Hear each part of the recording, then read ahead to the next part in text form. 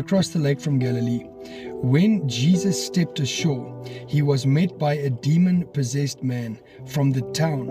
For a long time, this man had not worn clothes or lived in a house, but had lived in the tombs. When he saw Jesus, he cried out and fell at his feet, shouting at the top of his voice, "What do you want with me, Jesus, Son of the Most High? Son of the Most High God, I beg you, don't torture me."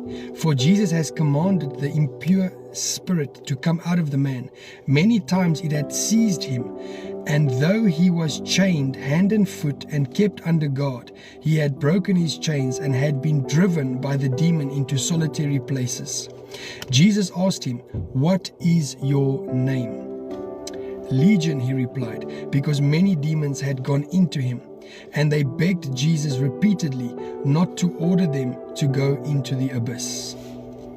Not too long before this, we see in the book of Luke, chapter 8, verse 22, one day Jesus said to the disciples, "Let us go over to the other side of the lake."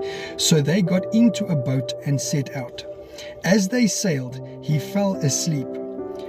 A squall came down on the lake, so that the boat was being swamped, and they were in great danger. The disciples went and woke him, saying, "Master, Master, we are going to drown."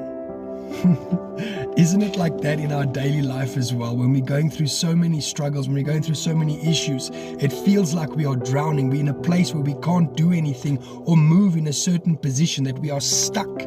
And we cry out to Jesus. Got up and rebuked the wind and the raging waters. The storm subsided and all was calm.